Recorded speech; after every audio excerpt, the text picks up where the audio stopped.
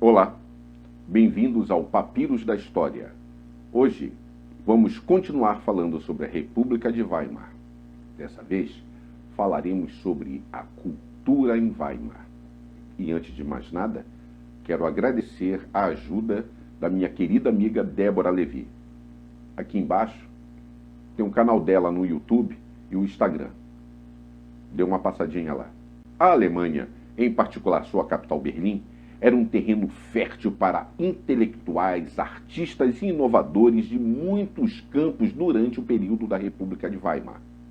O ambiente social e político era caótico e inspirava paixões. Nessa época, a Alemanha se tornou um centro de pensamento intelectual em suas universidades e, principalmente, a teoria política e social marxista, combinada com a psicanálise freudiana, para formar uma disciplina altamente influente da teoria crítica.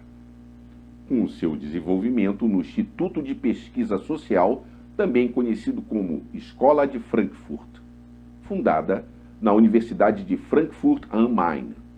Os filósofos mais importantes da Escola de Frankfurt foram Erich Fromm, Herbert Marcuse, Theodor Adorno, Walter Benjamin, Jürgen Habermas e Max Horkheimer. Entre os filósofos proeminentes não associados à Escola de Frankfurt estavam Martin Heidegger e Max Weber. O movimento da antropologia filosófica alemã também surgiu nesta época. Muitas contribuições fundamentais à mecânica quântica foram feitas na Alemanha de Weimar ou por cientistas alemães durante esse período. Enquanto estava na Universidade de Copenhague, o físico alemão Werner Heisenberg formulou seu princípio da incerteza e, com Max Born e Pascual Jordan, realizou a primeira definição completa à corrente da mecânica quântica através da invenção da mecânica matricial. Einstein ganhou destaque público durante os seus anos em Berlim, recebendo o Prêmio Nobel de Física em 1921. O médico Magnus Hirschfeld estabeleceu o Instituto de Sexologia em 1919. Hirschfeld acreditava que o conhecimento da homossexualidade poderia ser alcançado através da ciência. Ele foi um defensor dos direitos legais dos homossexuais, bissexuais e transgêneros, solicitando repetidamente ao parlamento alemão, isto é, ao Reichstag, mudanças legais. O período de Weimar também foi marcado por uma produtividade intelectual explosiva. Artistas alemães fizeram várias contribuições culturais nos campos da literatura, arquitetura, música, dança, teatro e uma mídia que tinha surgido há uns anos, umas décadas, o cinema. O teórico político Ernst Bloch descreveu a cultura do período de Weimar como sendo uma nova era pericleana. Um dos primeiros grandes eventos artísticos do período Weimar foi a fundação de uma organização, o November Group, ou Grupo de Novembro, em 3 de dezembro de 1918. Este grupo foi estabelecido após o início da Revolução Alemã de 1918-1919, quando comunistas, anarquistas e as altas elites lutavam nas ruas pelo controle do governo. Seus membros também pertenceram a outros grupos e movimentos artísticos durante o período de Weimar. Exemplo: Walter Gropius, fundador do Bauhaus, e Kurt Weill e Bertolt Brecht, fundadores do teatro Agitprop, Agitação e Propaganda. Os artistas do Grupo de Novembro mantiveram vivo o espírito do radicalismo na arte e na cultura durante todo este período da história alemã. Agora, falarei de um movimento que surgiu logo na primeira década do século XX, o expressionismo. O expressionismo é sinônimo de um amplo movimento heterogêneo, de uma atitude e de uma nova forma de entender a arte e a vida, e aglutinou diversos artistas de várias tendências, formações e níveis intelectuais. O movimento surge como uma reação ao positivismo, associado aos movimentos impressionistas e naturalista, propondo uma arte pessoal e intuitiva, onde predominasse a visão interior do artista, a expressão, em oposição à mera observação da realidade, a impressão.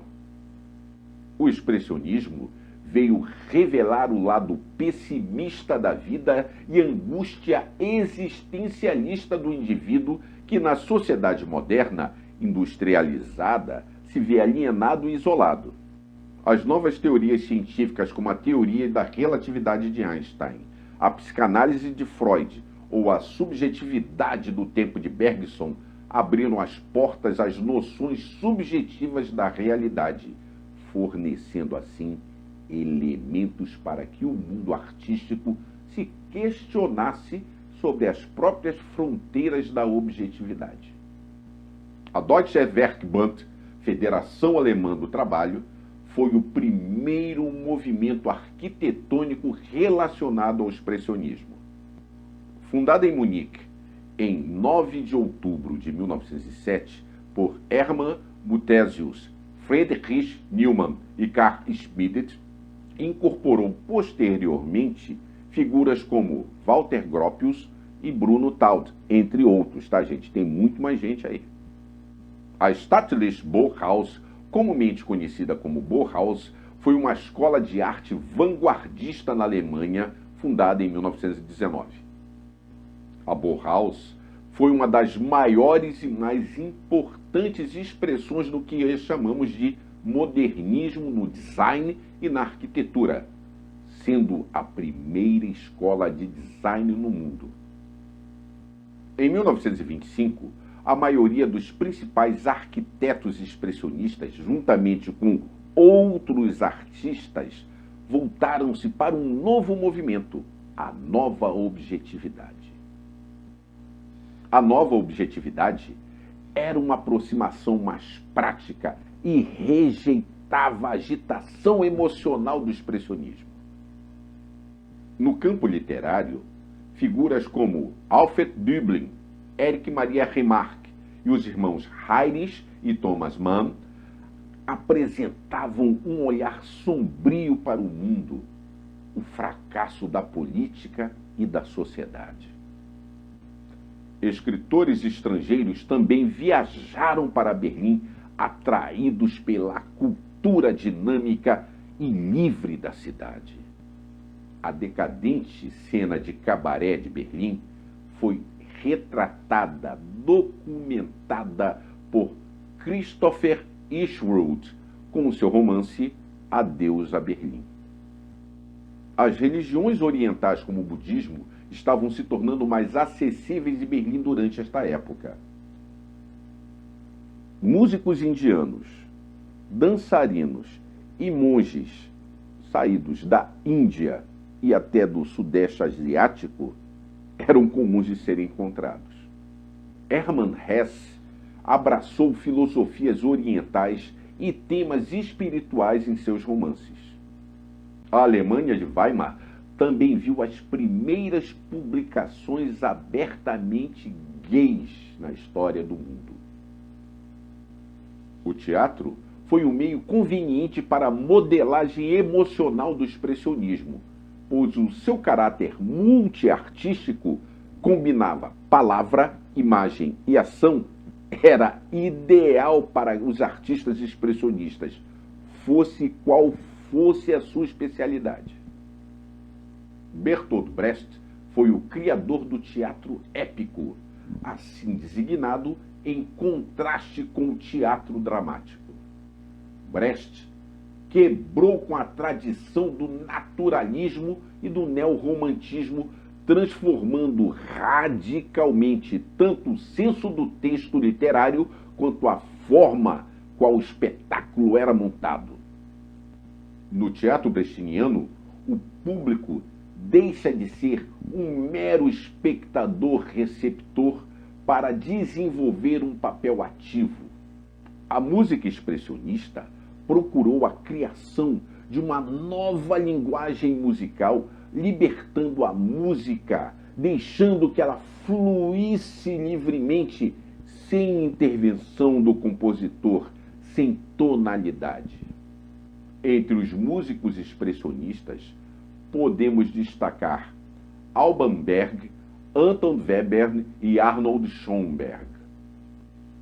A dança expressionista coincidiu com Der Blauen-Reiter no seu conceito espiritualista do mundo, visando a captar a essência da realidade e transcendê-la. Um dos mestres teóricos da dança expressionista foi o coreógrafo Rudolf Laban.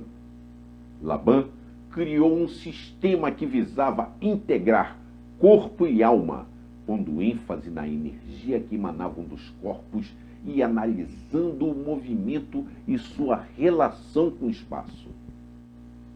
Agora, vou falar de uma parte que eu adoro no expressionismo: o cinema. O cinema expressionista se caracterizou pela distorção de cenários e personagens através da maquiagem e de recursos de fotografia e também de outros mecanismos, com o objetivo de expressar a maneira de como os realizadores viam o mundo. Em 1919, nós temos o Gabinete do Dr. Caligari, de Robert Wiene.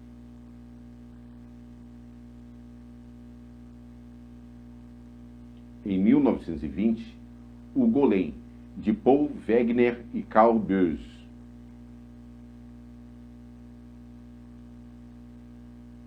Em 1922, Nosferatu, de Murnau. Em 1926, o Fausto, também de Murnau. Em 1927, Metrópolis, de Fritz Lang. O cinema expressionista alemão vai influenciar de forma forte o cinema americano e também um desenhista chamado Will Eisner. Há desenhos de Eisner que são verdadeiras obras expressionistas, onde você vê a projeção das sombras e perspectivas. Falarei agora sobre o movimento que virá de encontro ao expressionismo, a nova objetividade. A nova objetividade é um movimento artístico que surge no início da década de 1920. Podemos dividir seus artistas em veristas e realistas mágicos. Os veristas rasgam a forma objetiva do mundo de fatos contemporâneos e representam a experiência corrente no seu tempo e febril temperatura. Os realistas mágicos procuram o objeto com a habilidade eterna de encarnar as leis externas da existência na esfera artística. Embora a distinção entre veristas e realistas mágicos seja de fato bem fluida, os veristas podem ser considerados a ala mais revolucionária da nova objetividade, exemplificada em Otto Dix e George Grosz. A sua forma veemente de realismo distorce as aparências para enfatizar o feio. A sua arte era crua, provocativa e asperamente satírica. Também podemos citar como veristas Rudolf Schlichter, George Schloss nas suas primeiras obras, e Karl Rudur e Max Beckmann. Os realistas mágicos, incluindo Anton Radscheidet, Christian Schad, George Schrimpf, Alexander Canodet e Karl Grossberg, foram um grupo diverso que abrangia do realismo quase fotográfico de Chadet ao neoprimitivismo de Schrimpf. A nova objetividade no cinema tem a figura de Georg Wilhelm Pabst. Seus filmes mais conhecidos desse período são Die Freudlos Gas, 1925, A Caixa de Pandora, 1929, O Diário de uma Garota Perdida, também de 1929. Também é de Pabst O Canto do Cisne desse período rico em criatividade que foi a República de Weimar, A Ópera dos Três Vinténs, de 1931. 1933, todo este mundo artístico, esses movimentos culturais, científicos, deixam de existir. Os nazistas tomam o poder.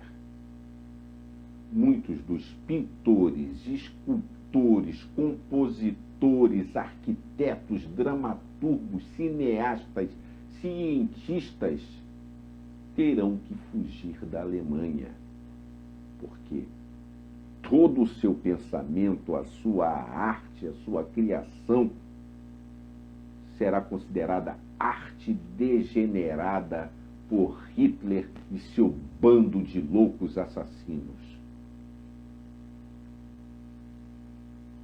Para os nazistas, a arte deveria ser heróica e nacional, dotada de grande capacidade de envolvimento emocional e igualmente imperativa, posto que profundamente vinculada às aspirações urgentes de um povo, de um Führer, ou então ela não seria nada.